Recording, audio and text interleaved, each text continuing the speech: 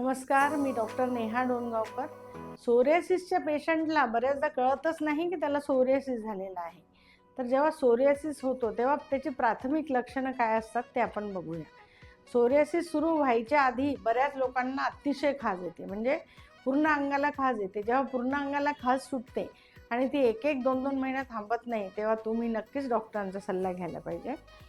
आणि दुसरी गोष्ट, 50 पैकी 100 पैकी 50 पेशंट मी असे बघितले की ज्यांना फंगल इन्फेक्शन होतं आणि ते फंगल इतकं क्रॉनिक होतं की 2-2, 3-3 महिने ते फंगल इन्फेक्शन जातच नाही आणि त्याच्यानंतर सोरियासिस स्टार्ट होतो. तर ज्यांना क्रॉनिक फंगल आहे किंवा ज्यांचं फंगल इन्फेक्शन मेडिसिन घेतल्यावर ठीक होतं आणि परत येतं, अशा लोकांनी मात्र नक्कीच डॉक्टरांचा सल्ला घ्यावा आणि डॉक्टरांना विचारावं की हे सोरियासिसची सुरुवात आहे की नाही. तर असे लक्षणं सोरियासिसची पूर्वलक्षणं असतात.